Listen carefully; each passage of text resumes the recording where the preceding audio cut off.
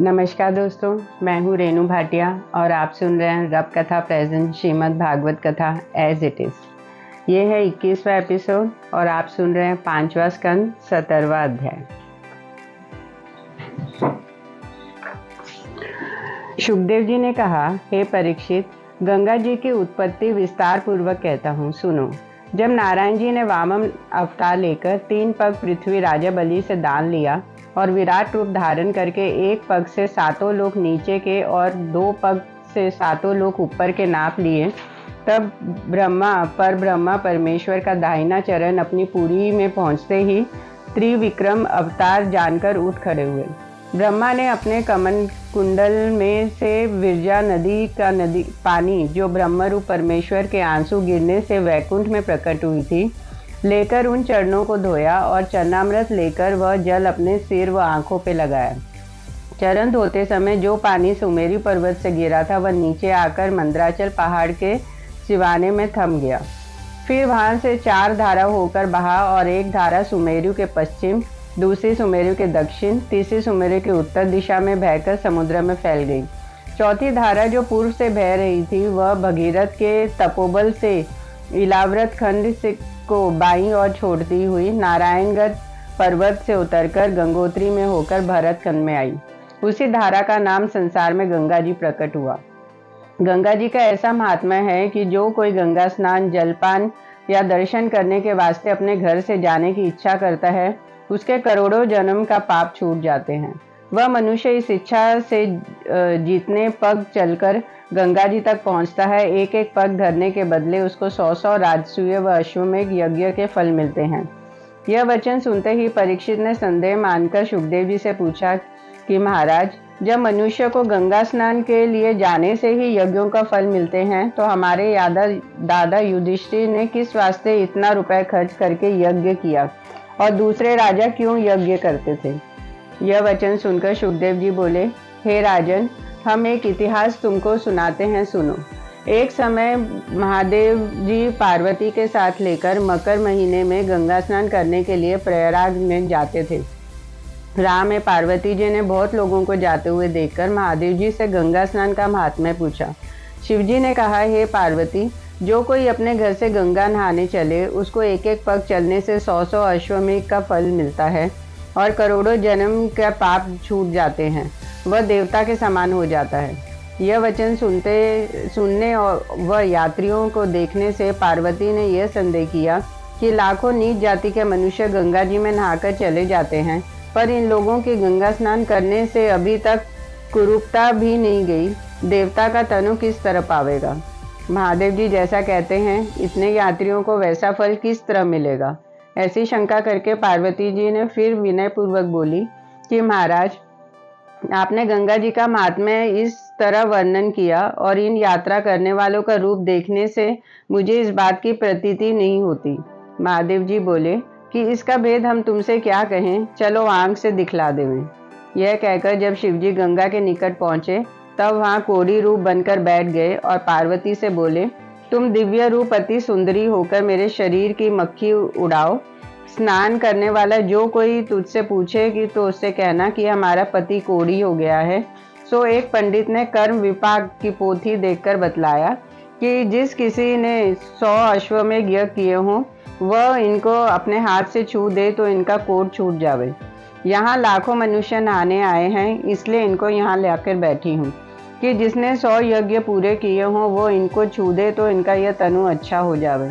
जब पार्वती देव कन्या के समान बनकर मक्खी उड़ाने और यही बात कहने लगी, तो बहुत से यात्री उनका रूप देखते ही मोहित होकर उनके चारों ओर खड़े हो गए।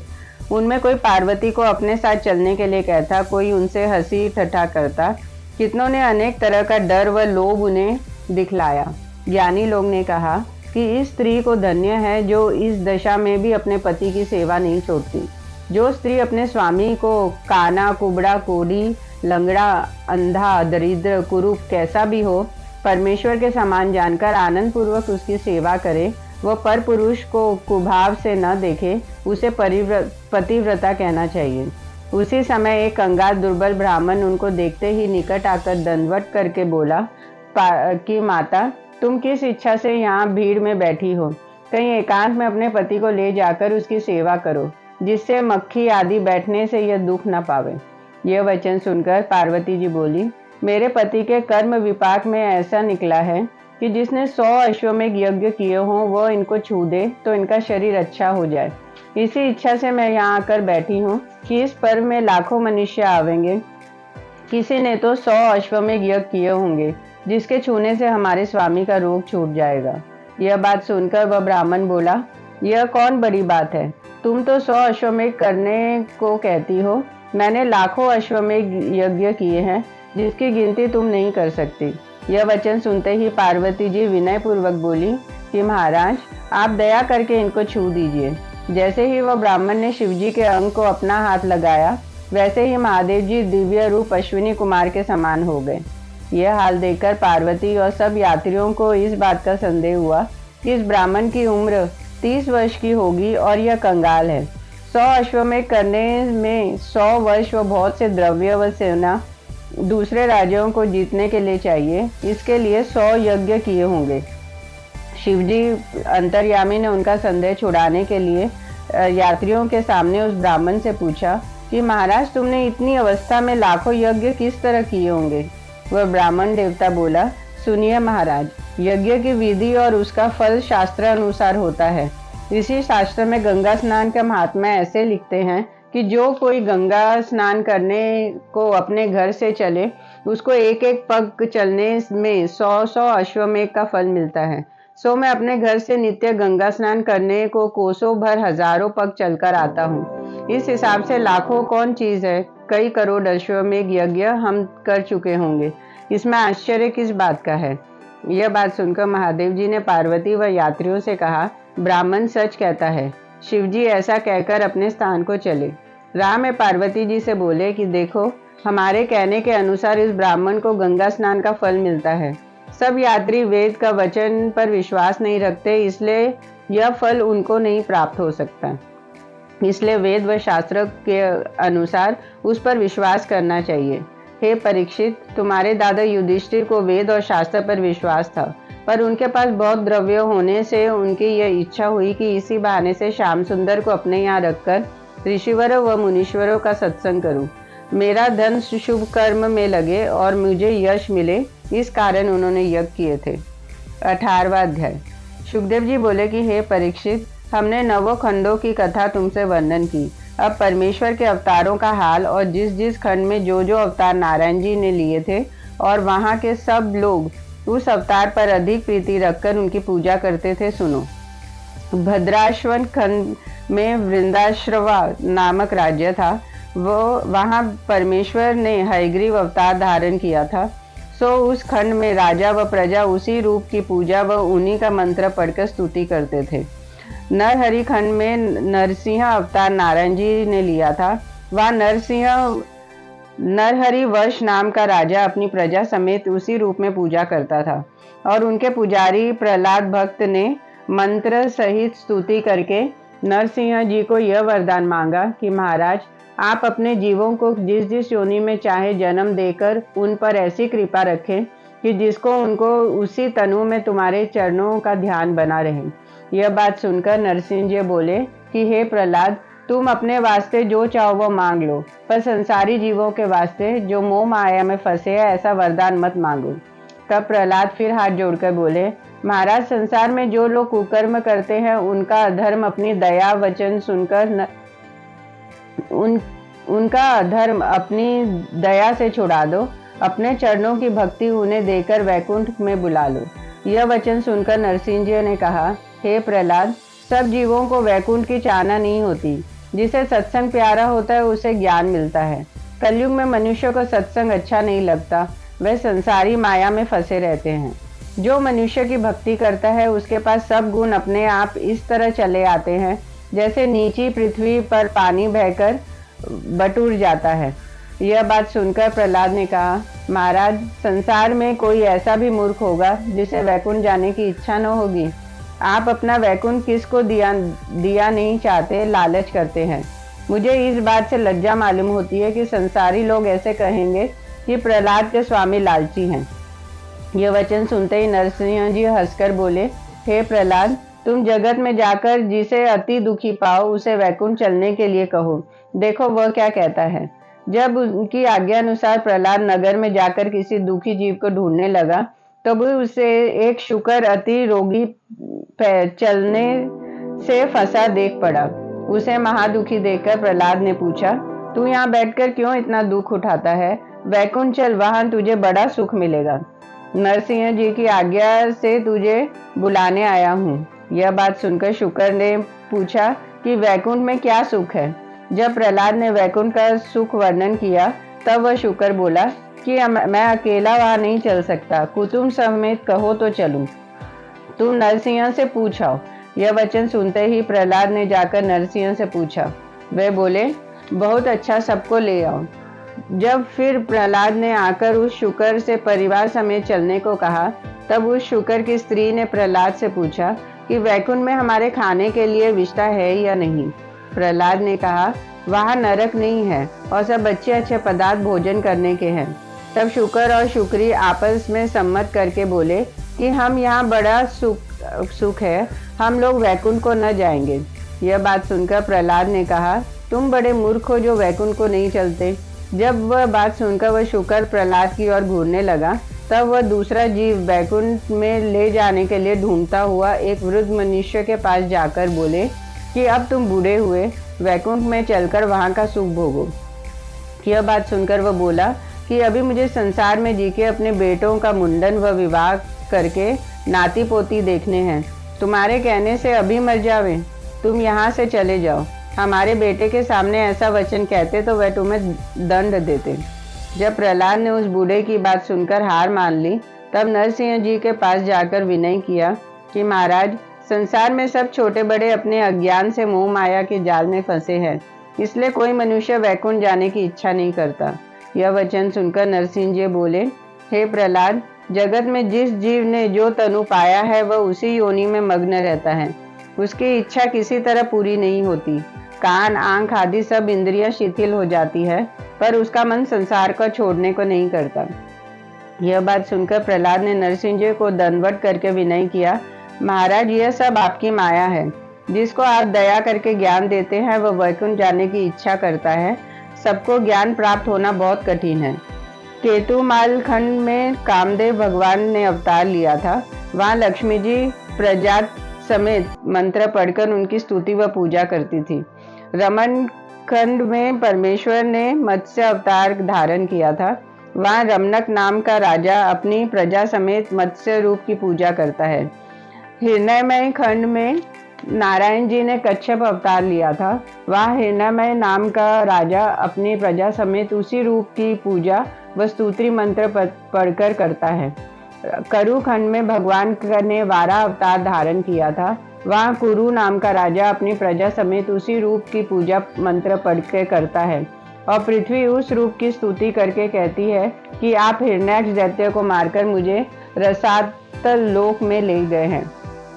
सुखदेव जी बोले कि हे राजा, किम पुरुष खंड में रामचंद्र जी विराजते हैं और हनुमान जी मंत्र से उनकी पूजा व स्तुति करके कहते हैं कि महाराज, आपने केवल संसारी जीवों को शुभ मार्ग दिखलाने और कृतार्थ करने के लिए नर तनु धारण किया था। रावण आदि को मारने के लिए अवतार नहीं लिया था। आप चाहते तो अपनी इच्छा से राक्षस का वध कर देते। आपने मन में जानकी जी के वियोग में विलाप किया था, जो संसारी जीवों को यह दिखलाता है कि जब मेरे ऐसे ईश्वर परब्रह्म को गृहस्थी करने में दुख हुआ तो जगत में जितने जीव हैं सबको स्त्री व पुत्रादिक का दुख प्राप्त होगा। आपने नर तनु इस वास्ते धारण किया कि आपकी शरण में आने वाला ऐसा सुंदर रूप छोड़कर दूसरे को क्यों भजेगा। परमेश्वर ने भरत खंड में यह विचार कर नारायण जी का अवतार लिया कि इस खंड में मनुष्य कलयुग में तप व जप नहीं कर सकेंगे, इसलिए मैं तपस्वी रूप होकर बद्री केदार में बैठा रहूं। जो कोई मेरा दर्शन करेगा उसको तप का फल देकर पवित्र करके मुक्ति पदवी दूंगा। इसलिए अभी तक बद्रिकाश्रम में बैठे हुए तप करते हैं। वहाँ नारद जी सांख्या योग में मंत्र पढ़कर पूजा व स्तुति करके कहते हैं कि हे दीनानाथ, संपूर्ण जगत की उत्पत्ति, पालन और नाश करने वाला आप ही हैं। सातों द्वीप में भारतखंड मध्य देश है और बहुत पवित्र है। इस खंड में जो जीव जैसा कर्म करता है वैसा फल दूसरे लोक में जाकर भोगता है। इसलिए कर्म भूमि भारतखंड का किया हुआ पाप व पुण्य खेत के समान बढ़ता है। भरतखंड के सिवा दूसरे जो 8 खंड हैं वहाँ सदा त्रेता युग का समान रहता है। कलयुग अपना प्रवेश नहीं कर सकता। वहाँ के रहने वाले देवताओं की तरह स्त्रियों के साथ आप भोग व विलास किया करते हैं। उनको वहाँ सदा वसंत ऋतु व इंद्रलोक के समान सुख बना रहता है। किसी बात का दुख नहीं होता। चारों वर्ण का विचार केवल भरतखंड में है। दूसरे खंड के लोग इतना सुख होने पर भी भरतखंड के मनुष्य को अपने से अच्छा व भाग्यवान मानते हैं। भरतखंड के जीव नारायण जी का थोड़ा सा स्मरण व भजन करने से भवसागर पार उतर जाते हैं और दूसरे खंडों में द्वीप में यह बात नहीं प्राप्त होती। आपने बड़ी कृपा करके इस खंड में अवतार लिया, तो भी कलयुग के मनुष्य कपट, आलस्य और अभिमान से भरे रहेंगे। उनको संसारी माया में फंसे रहने से आपके दर्शन करने की छुट्टी नहीं मिलेगी। जिस पर आप अनुग्रह करेंगे वही आपके चरणों का में दर्शन करेगा। हे परीक्षित, जब देवता लोग स्वर्ग में अपने अपने विमानों पर बैठकर मंदराचल पर्वत पर विहार करने आते हैं, तब भरतखंड के मनुष्य को देखकर अपने को तुच्छ समझकर कहते हैं कि हम लोग को यह सामर्थ्य नहीं कि इससे उत्तम पदवी को पहुंच सके। भरतखंड के जीव शुभ कर्म करके जितनी बड़ी पदवी को चाहे पहुंच जावे। सो हे राजा, जिसने भरतखंड में मनुष्य तनु पाकर अपना जन्म संसारी मोह माया में खोया, हरि भजन से विमुख रहा, उसका जन्म अकार्थ हुआ। उस मनुष्य की वह गति समझनी चाहिए जैसे कोई मनुष्य द्रव्य प्राप्त करने के लिए बड़े परिश्रम से ऊंचे पर्वत पर चढ़कर धन के पास पहुंचे और द्रव्य प्राप्त हुए बिना पहाड़ पर से नीचे गिर पड़े, तो उसका सब परिश्रम वृथा हो जाता है। पछतावे के सिवा कुछ हाथ नहीं लगता। इसलिए उचित है कि जो लोग भरतखंड में मनुष्य का तनु पावे वह हरिभजन करके भवसागर पार उतर जावे। जो अपने अज्ञान से ऐसा नहीं करते वह पीछे बहुत दुख पाते हैं। इस भरतखंड में चित्रकूट व गोवर्धन आदि बहुत से पर्वत तथा कौशिकी व सरस्वती आदि अनेक नदियां ऐसी हैं जिनका नाम लेने, दर्शन करने और नहाने से मनुष्य का सब पाप छूटकर उसकी काया शुद्ध हो जाती है। इस कारण देवता लोग कहते हैं कि भारतखंड के जीवों ने पिछले जन्म के पुण्य से यहाँ जन्म पाया। जिस खंड में जन्म लेने और परमेश्वर का भजन करने से मनुष्य तुरंत मुक्त हो जाता है। इलाव्रत खंड की कथा 9वें स्कंद में आवेगी। इस खंड में शिवजी पार्वती के साथ लिए 16,000 सहेलियों समेत सदा विहार करते और शेषनाग की पूजा व स्तुति मंत्र पढ़ते रहते हैं। नाभि खंड भारत खंड से मिला है। 20वां अध्याय। सुखदेव जी बोले, हे राजा, 9 खंडों की कथा हमने तुमसे वर्णन की। अब 7 द्वीपों का हाल सुनो। जम्बू द्वीप में 9 खंड है। इस द्वीप में जामुन का एक बहुत बड़ा वृक्ष 1,00,000 योजन ऊंचा है। इस कारण जम्बू द्वीप नाम पड़ा। उस वृक्ष की छाया 1,00,000 योजन के घेरे में पड़ती है। उसके फल काले काले हाथी के समान बड़े होते हैं। इस फल का रस पृथ्वी पर गिरने से सूर्य का तेज पाकर सोना हो जाता है। इस द्वीप के चारों ओर खारे पानी का समुद्र है। 9 खंड का जो राजा थे, उनमें एक एक खंड के 6-6 भाग करके अपने अपने बेटों को बांट दिया। उन 9 खंड के सिवाय पर एक एक पहाड़ बीच में है। सुमेरी पर्वत के नीचे रस, शहद और घी की 3 नदियां बहती है। देवता और गंधर्व आदिकों की स्त्रियां उन नदियों में जाकर स्नान करके बस रस पीती है तो उनको अबलता और बुढ़ापा नहीं होता।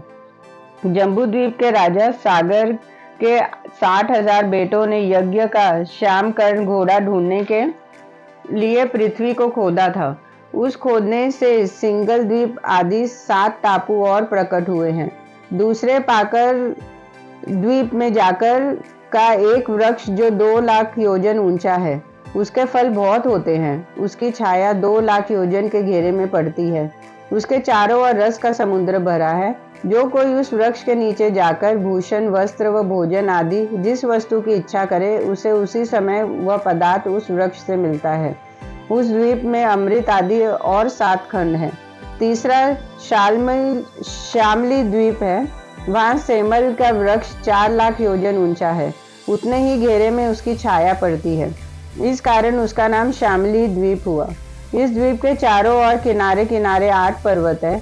उन पर्वतों पर यक्ष और गंधर्वादिक जाकर गाते बजाते हैं।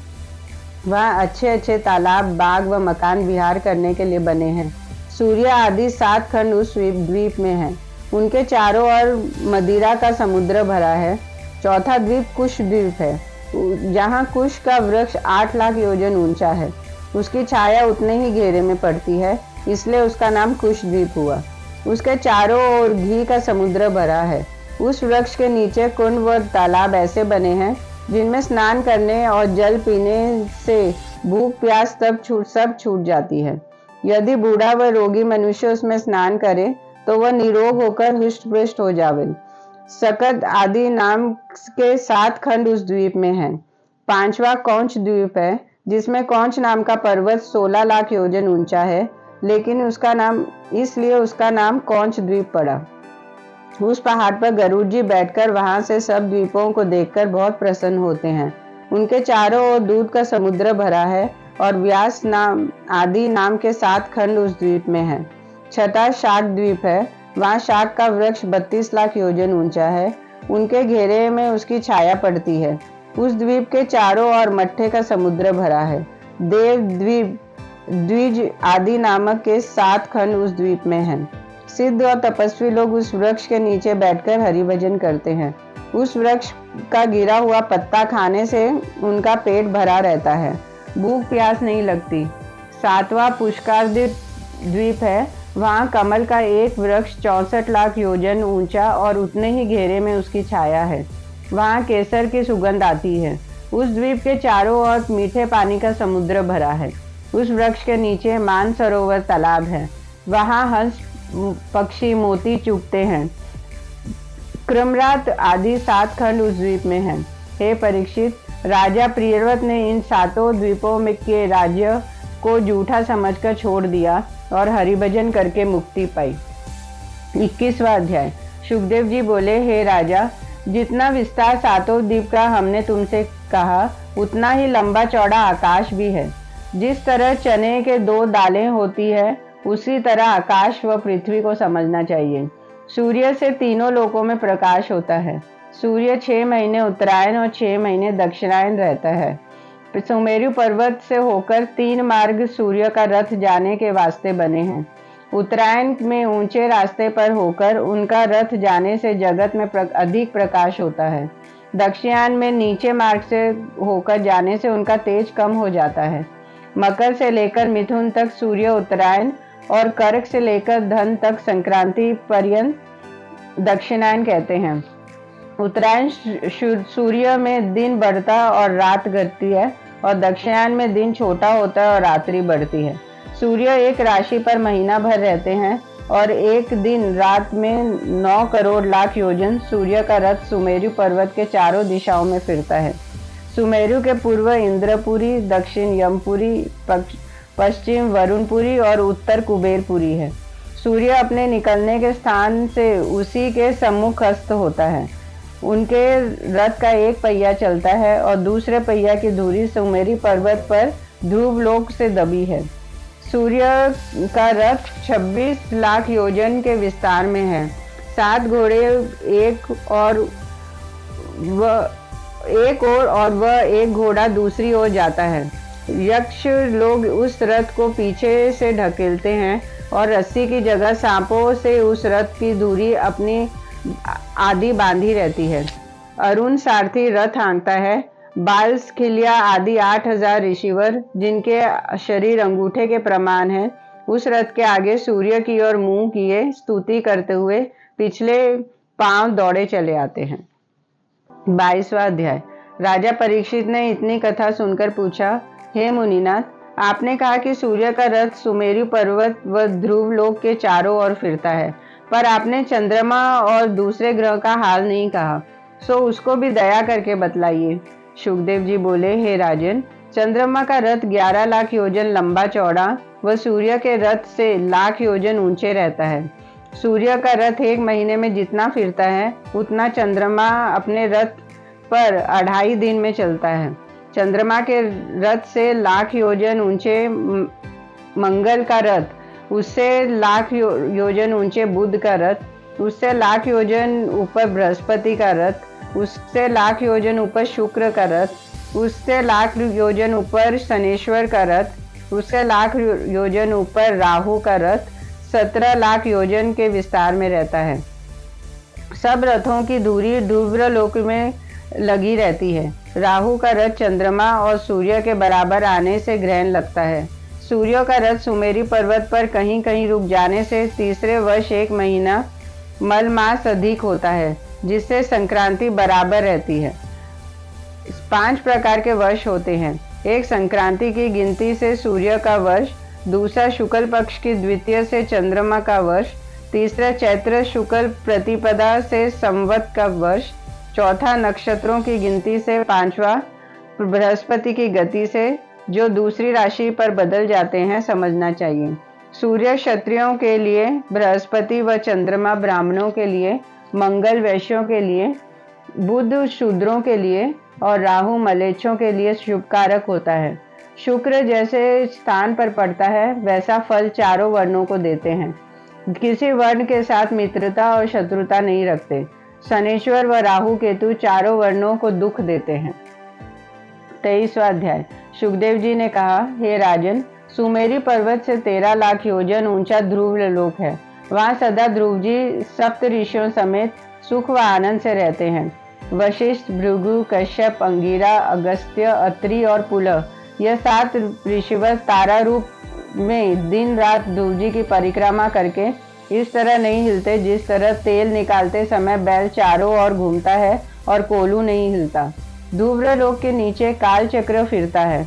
अश्विनी आदि 27 नक्षत्र ध्रुव लोक के आसपास बिना आश्रय हवा के सहारे पर इस तरह चलते हैं जिस तरह बादल आकाश में पवन के सहारे चलता है। 14 नक्षत्र दाहिने और 14 नक्षत्र उसके बाएं ओर रहते हैं।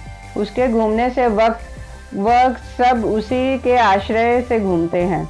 उसकी पूंछ में प्रजापति, अग्नि, इंद्र और धर्म, पूंछ की जड़ में धाता विधाता, कमर में सप्त ऋषिवर, ऊपर की ओठ में अगस्त्य जी, नीचे की ओठ में यमराज, राहु और मंगल, मूत्र स्थान में शनेश्वर, कांधे पर बृहस्पति, आंखों में सूर्य, हृदय में परमेश्वर, मन में चंद्रमा, नाभि में शुक्र, दोनों छाती पर अश्विनी कुमार, श्वास में बुध, गले में राहु केतु और सब तारांगन बदन के रोम रोम में रहते हैं।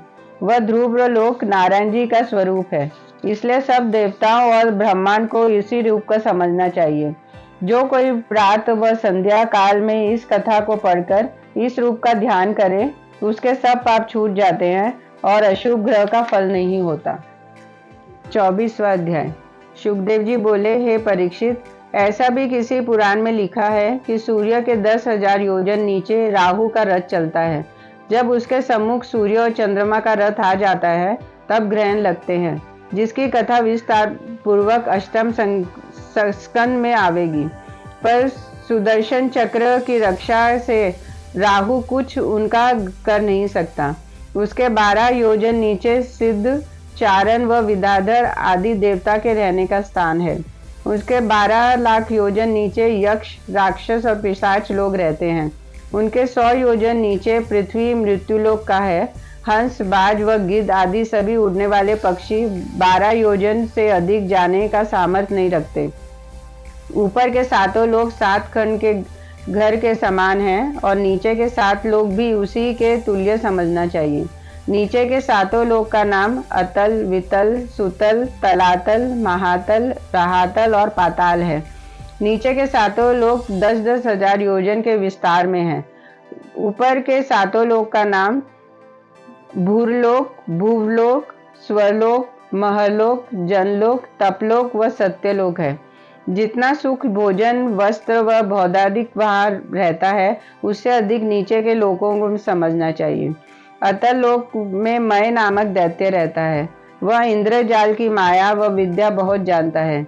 दैत्य लोग उस विद्या को उससे पढ़कर किसी को कुछ नहीं समझते। इस लोक में रहने वाले सब दैत्य व दानव अपनी अपनी स्त्रियों समेत अमृत पीकर आनंद पूर्वक भोग व विलास करते हैं। अमृत पीने से उनको मरने व बूढ़े होने का डर नहीं रहता और अच्छी अच्छी औषध खाने से उनको कुछ रोग नहीं होता। उनकी आयु की कुछ अवधि नहीं है। जब अधिक दैत्य उत्पन्न होने से वहां जगह नहीं रखती, तब हरि इच्छा से सुदर्शन चक्र वहां जाकर कुछ दैत्यों को मार डालता है। उसके नीचे वितल लोक में मय दानव का बेटा बलवान असुर, जिसने इंद्रलोक की 96 माया बनाई है, रहता है। भानुमति आदि उसी मंत्र को सीखने से एक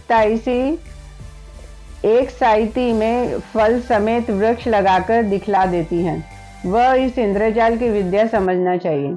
बलवान असुरों के जमुहा लेने से वक्त उनके मुख से अति सुंदरी पुष्चली स्त्रियां निकलकर तीनों लोक में फिरती है और इच्छा पूर्वक एक पुरुष को उठा ले जाकर उसे औषध के कुंड में डाल देती है।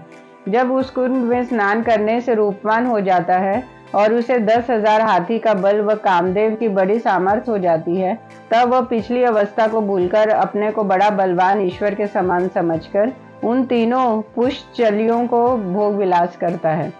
उसी वितल लोक में हाटकेश्वर महादेव रहते हैं, जिनका वीर्य अग्नि ने मुंह से खाकर गुदा के रास्ते बाहर निकाला था।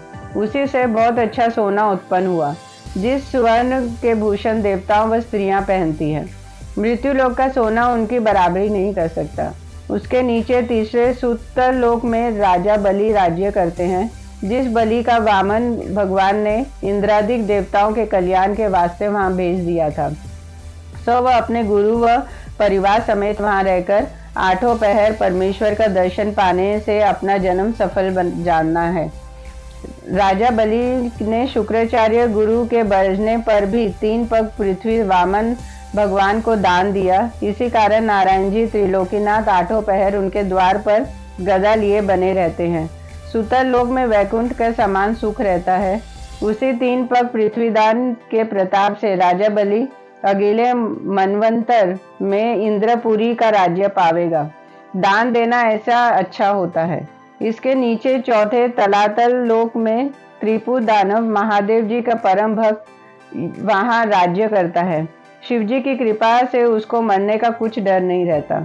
उसके नीचे 5वें महातल लोक में कद्रु, तक्षक, कालिया आदि बड़े बड़े सर्प अपने कुटुंब समेत, जिनके अनेक सिर व फन है, वहां के राज्य करते हैं। वह लोग गरुड़ जी से डरा करते हैं। उनके नीचे 6ठे रसातल लोक में विराट कुल दानव अपने परिवार समेत आनंद पूर्वक वहां राज्य करता है और उसके नीचे 7वें पाताल लोक में वासुकी आदि बड़े बड़े नाग व 1000 मस्तक वाले अति तेजवान शेष वहां रहते हैं, जिनके मस्तक पर पृथ्वी एक सरसों के समान रखी है। हजारों महासुंदरी नाग कन्या दिन रात उनकी सेवा करती है और शेष जी 8 पहर परमेश्वर का गुण 1000 मुख और 2000 जिह्वा से गाते हैं। तिस पर भी उनके भेद व आदि अंत को नहीं पहुँचते।